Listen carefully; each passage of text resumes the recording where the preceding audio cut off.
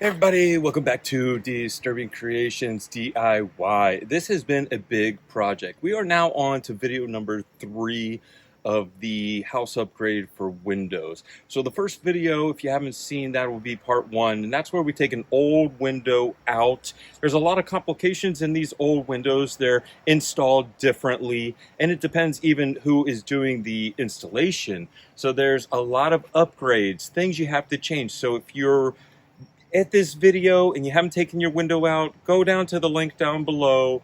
Click on the videos that number 1 and number 2, how to set the window in.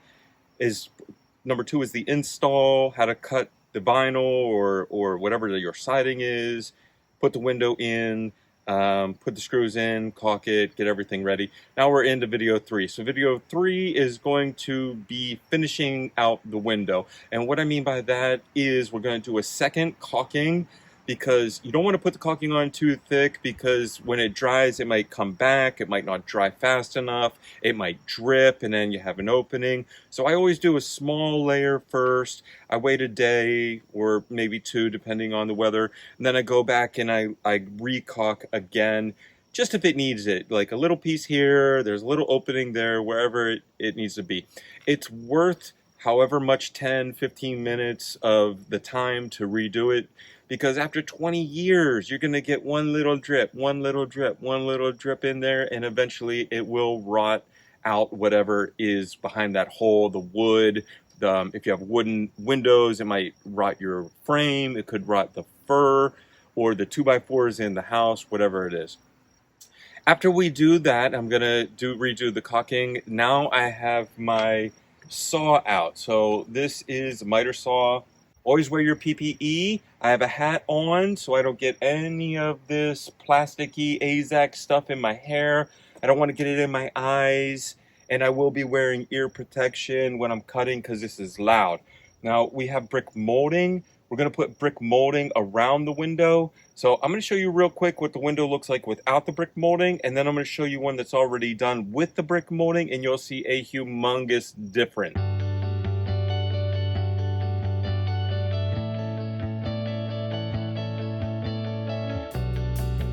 But the first thing we have to do is we have to take our measurements. Now we know the measurements of the window already because we installed the window. So the first 2 windows that we're going to be doing are 48.5 by 38.5. And that's just because there's a little bit of hangover, you get that half. So if the window is 38 by 48, make sure that you measure from tip to tip. Not where the window is, a 38 by 48, it's 38.5 by 48.5. If you measure 38 by 48, you're going to be a ½ inch thick.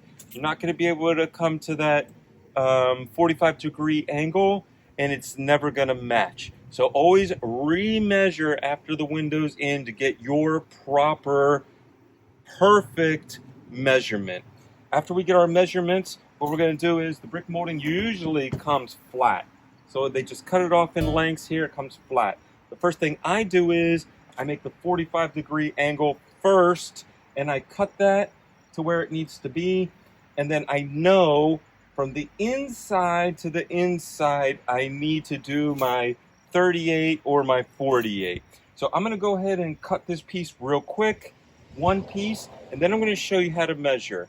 You have to measure from the inside, not the outside, and we're going to show you why as well. So I get the molding up to where I need to be. I'm going to go ahead and get my PPE on. I'm going to make a cut, and then I'm going to show you how to measure, and when we measure, I'll make another cut and show you how to make that cut. So the first thing I did here is I cut a 45-degree angle off the end, so I get it as close to the end as I can so that we can not lose any extra. And then this is just like a little extra. You could throw this in the garbage. It's made with AZAC or PVC plastic and compressed. You see it's compressed. It's not just like plastic, it's a composite like the windows. And this way it doesn't bow, it doesn't rot, it doesn't do anything. This will last for 100 years. So as long as you do this correctly the first time and take your time. That's why I do all these videos. I explain all this stuff, and it might be a little boring and you don't see me doing a lot of work, but I'm teaching you why, you know? So we make our first cut. Now, the reason that I made my first cut is when I'm going to go and do the measurement from the inside, I don't know where to start. Like if I start out here, well, I'm already 2¼ inches in. So that would be wrong. You have to make your cut and then you have to start on the cut. The cut is where it starts. Why? Why, Damien? Why do I have to do it that way? Well, easy. So the brick molding is fat on the top and skinnier on the bottom. And that's what it's supposed to look like. It's not supposed to be fat on the bottom close to the window and then skinnier. It's supposed to bridge out. So if this is the window and this is sitting on top, then this piece is going to be touching the window. So this piece, you know what I mean? This piece isn't touching the window. This piece has to hang off the window to meet with the new molding. So if this is the new molding coming up, you know, and we want to match it up right here. You see how I made it go down? It's backwards. Don't worry about it. I'm just showing you. So this piece comes this way and this piece is on top and it'll make that perfect box look. Well, the window comes this way and then from here goes down. You know, this piece would be longer. So you're 45 to 45. You got to measure here so that you can match it up in the window. So that's just a little tip. Now what we're going to do is we're going to take this to there and we're going to do 48.5. So let me mark it off 48.5 and I'll get you close in on the saw and show you how to make the perfect cut. All right, guys, I'm giving you a lots and lots of tips and tricks because I do this all the time. So please pay attention to all these little things because you want to do it once and do it once correctly and you don't want to waste any material. This stuff costs a lot of money, brick molding. It's not that you have to have it, it's to put accents around the house to make it more pretty. So you got to pay for that. Now, if you got this in wood, it would be a little cheaper, but the paint could flake off of wood in like a few years, then you have to repaint it, and then you could see like lines where there was no paint and it was wood and then on top of the paint. And I'll show you real quick what that looks like on my door that came with a wood brick molding. And it just looks ugly and you have to sand it. So I'm eventually going to take that wood paneling off and replace it with this as well. Let's actually go take a look at that so I can show you. So this is the door to my shop. And as you can see, you see this damage? You see the damage? So this door's been on here for 5 years, and last year all the paint started flaking off. And I scraped it off as much as I could because you can't just paint over flakes, and then I repainted it. But you can still see that it was damaged and repainted. It'll never look completely perfect like it did before. Now, if you use the product that I'm telling you to use, there's no paint on it. It's white all the way through. This is brown wood with paint on it. Now you see I have to deal with this and it's chipping, you know, again. You see the wood under there? It's chipping again. Only 1 year later, it's chipping again. You know, you don't want to deal with that. Now I've just wasted money because I did all this molding and then now it looks terrible. So just spend a little bit extra money, buy the PVC or AZAC. It's a little bit up front, but you never have to sand. You never have to do this every few years and repaint, and it looks brilliant from day one. All right, back to what we're doing here. So I made my 45-degree cut. You guys saw that. And then I put this on the very edge. I try to eyeball it perfect on the very edge right there. If you're a millimeter off, you can usually get by with that. That'll be okay. And then I come all the way down to where I'm 48.5. Remember, 48.5. And I advise to use a Sharpie. I just didn't bring one out. And I make a little mark with my pen right here, 48.5, right? So then I move my tape measure. I don't need it anymore, but I lock it. So I'm always ready to do the same measurement. I cut all my longs and I put them next to each other like this. I cut all my longs and I put them next to each other on the inside. I make sure that they're all cut exactly the same. And then I make my short, I'll put them together. And then what I'll do is I'll drill the holes, I'll set the nails, and then I'll go up on the ladder and then just nail it in. So I'm gonna go ahead and get this one cut. I'm gonna show you how to cut it real quick. Let's see what happens. All right, I got my PPE on. Let's make this cut. All right, so since we're doing 45s, it's at a 45 this way because I had to make the cut on the end. So you're just gonna go 45 the other way. 45 and 45. And then you just look at the number here. Make sure you get it on the 45. There it is, very easy to read. The new ones have a laser, and even though it has this, it'll still show you on here. But I really don't need it. I trust my marks. So this is another tip you gotta really watch for. And I'll get you in real close. So I don't know if you can see, but you see the little tick right here? You see the little tick right here that I made? So when you cut this, you're not gonna cut this straight, remember? You're cutting at an angle. So you're cutting at a 45 this way because last time you cut it a 45 degree this way. So you want the end of the blade to match this, not where the top is. So I always mark the bottom so I know that's where the end of the blade has to hit. So I do a little practice run first. And what I mean is I'll bring the blade down without turning it on, and I'll just kind of see. Okay, so I'm off a little bit. Let's see. You see I'm off a little bit. So then I hold the blade here and I'll scoot it over, scoot it over, scoot it over. Okay, right there. I'll look on both sides. And I can't see the blue dot on this side and I can't see the blue dot on this side. So I know that the blade is about 1 millimeter thick and it's right on that dot, right on the dot. So what I'll do is I'll take my thumb and I'll hold the rail to make sure that I have it held in place, because when you pull this down, it's vibrating and you don't want this to move.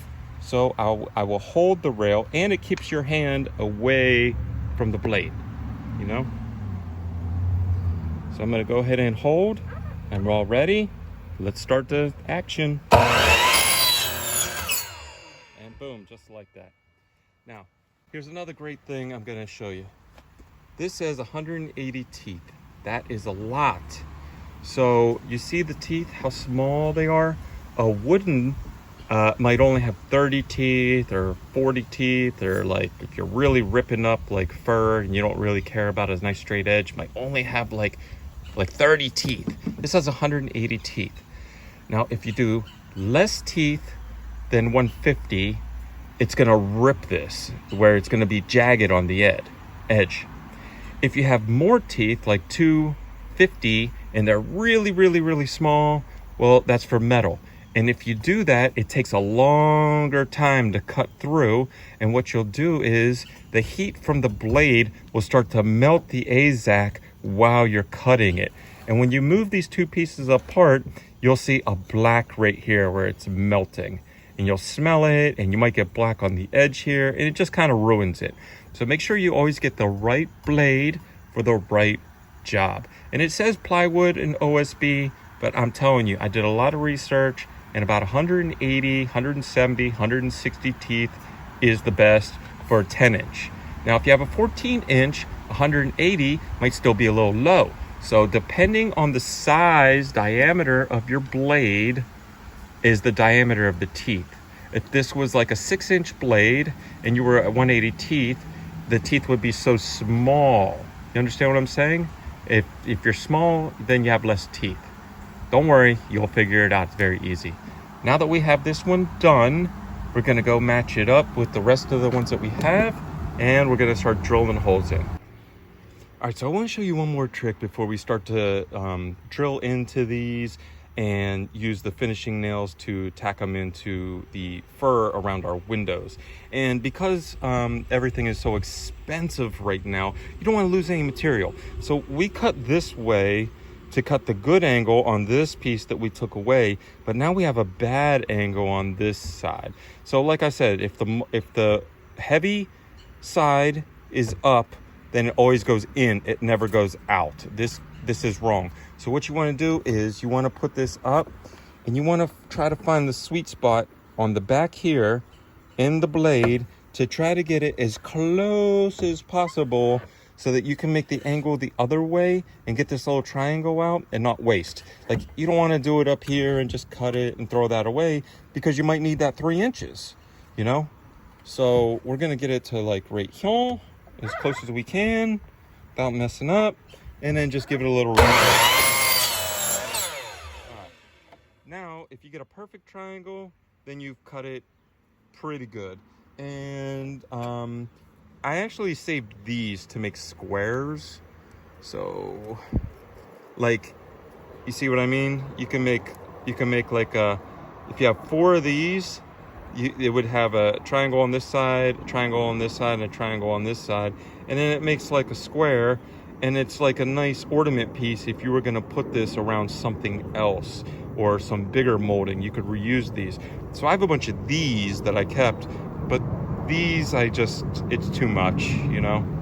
So it's just another little trick for you. Now that we have a perfect angle, we can measure from our inside like we did last time over, change the blade, and then we have another piece ready to go.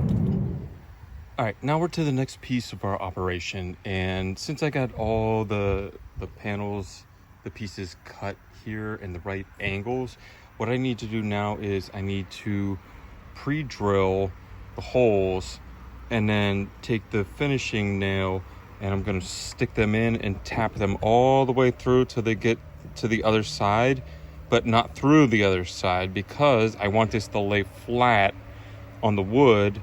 And then I'll just take a regular hammer and tap them in. And then I have this little tool that goes on the head. It's real small and you can get real close so you don't get any hammer dings on this. And you want to go ahead and do it slow and nice and once, and then you never have to touch this for 20, 30 years. You know what I mean? So I know these are a little bit long. They're 3-inch, and this is about 1.5, then that leaves me 1.5. The only reason I'm using these 3-inch is because I got them for free. So someone gave me half a box. I've used some on the other windows, and I'm gonna come out to about even to use these up. Once I get them in, then we're gonna paint the heads just to make sure that they don't rust. But for right now, I'm just gonna drill a bunch of holes. I do both ends, and then I look for like a middle spot, and then I go kind of like in the middle. So I do 1, 2, 3, 4, 1, 2, 3, 4. Even on the small ones, 1, 2, 3, 4. If it's super small, under 30 inches, then I'll do 1, 2 on the end and 1 in the middle. So I'm gonna go ahead and drill the holes, get the nails set up, tap them in, and show you what it looks like.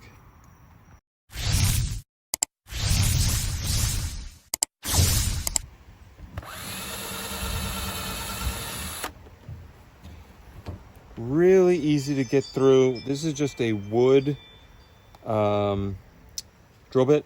You don't have to have anything special. It didn't burn. It went right through. I barely even have it on any, I don't even have it on the drill bit setting, so it would be slower. You just got to watch when this punches the end down there. Once it goes through, it'll leave a little mark like I did right there. But you'll never see that. You know what I mean? So just take your time, do it. Take your nail, get it set, tap it in a little bit, and then, right? Then you want it to be like a little spike like this. So when you press against the wood, that little spike, once you have it in place, will kind of sit there in the wood so it's not moving around. You don't have to, but I like to do that. That's maybe 1 millimeter if you can get in close. Then once I have all 4, I put this up to the window. I get into a corner. I push it in so it's flat on the 45, and then I'll hammer it in. Then I'll take the next piece. I'll put it close. I'll line it up. I'll make sure it's good on the other side as well, because you don't want to hammer in a piece and then you cut it a 1/2 inch too long or a 1/2 inch too short. You want to line it up every time, every single piece you cut, you know what I mean, before you hammer it in. And then we'll get on it. All right, so I want to stress one thing. So after you drill the holes like this, before you put the nails in, like I already did mine because I'm just keeping mine white. I mean, it's white plastic. I don't want to paint it. I'm just going to keep it this nice white like it is, like molding. But if you want a different color, yellow, red, black, whatever, you want to paint it white, right now would be the perfect time after it's cut and after the holes are drilled in, and then you want to go ahead and paint. Because if you scratched anything or did anything or have like a little burr or whatever, if you paint and then drill, you might see like a little white mark around, you know what I mean? So paint yours at this time with some paint or primer or whatever you're gonna do. Then you're gonna follow the steps. Put the nails in. I have the nails in the other ones already. I'm gonna get the nails in these real quick, and then we're gonna go ahead and start hanging these on the side of the wall. All right, so like I said before, the very first thing we're gonna do is we're gonna go back up, and any little holes that are in the caulking or something that looks small, a big gap that we couldn't fill, so we just did a little bit, we're gonna go over and touch up everything first. Even though we have the brick molding done, we gave that time to cure and heal. So we're gonna go up there first, do all this, and then we're gonna go ahead and set our brick molding. All right, so right in here, this was a pretty big gap. So I didn't want to just keep pushing it in. You see it cracked when it dried because it was so much. So now I have to go over that again. If you leave that crack there, over months or years, that'll open up and you could get raindrops or humidity. I live by the beach. I can't have this. You know, you can't just one and done and be done. That's not how it works. That's why I'm so detailed on my videos. And then you have to look through all the little nails. Like, okay, so here's a screw, and right under it, there's none where it dried. So right there, I have to tap that again a little more. I'm gonna look at every single screw down, every little line, every little piece. Okay, there's a little hole. I just found a little hole. Let's see if we find it. Okay, oh, see the little hole right here? The little black spot? That's a hole. So there was a bubble in the caulking I didn't see, and when it dried, it made a hole. So that little thing, that little thing, that little crack, all that needs to be done. We're gonna go real easy, one caulking down, get it all finished, and then we're gonna start putting our brick molding in. All right, so after we got the flash off the end of the window and made it completely flat, because in each of mine where it's pierced on the seam, there's a little bump here and the molding won't go flat. So we just got rid of that really quick. You know, it's composite, it came right off. Then we line our window up across the 45, and then we just nail our nails in. And then what I did was, after I hit it a few times, then I put this on the head and I hold it and I tap the back of that with the hammer. You know, I was gonna do one for you guys, but I don't have anyone here to hold the camera while I'm on the ladder on the second floor. So you get the gist of it. And then that piece will go up, and then we'll do the next piece on the bottom.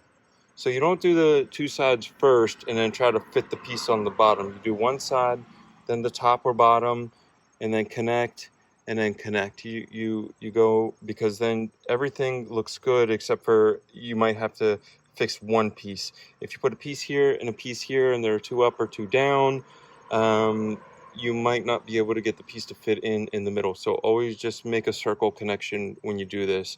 Then the last couple of things we're going to do is we're going to put just a little dab of paint on here so these don't rust.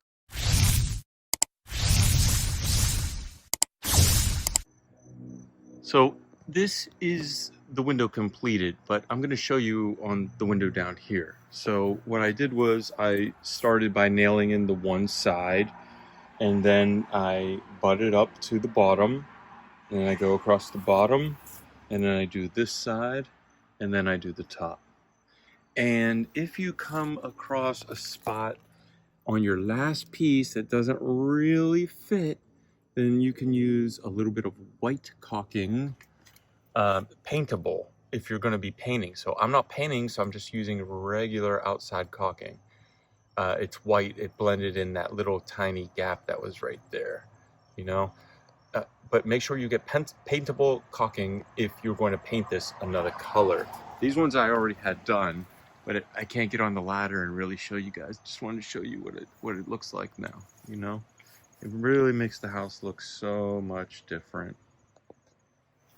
So if you like this kind of stuff, give us a thumbs up, like, subscribe, share this with a friend that's doing some work, or learn how to do some of these skills yourself. You can start your own business. And I think the next one we're going to do is we're going to put black shutters here. So I'm going to look up the cost of some shutters, and then I'm going to look up the cost of what it would cost me to have someone come out and install shutters, you know, buy through them and everything. We're going to see how much money we can save by putting our own shutters on as well. And I guess that'll be eventually number 4.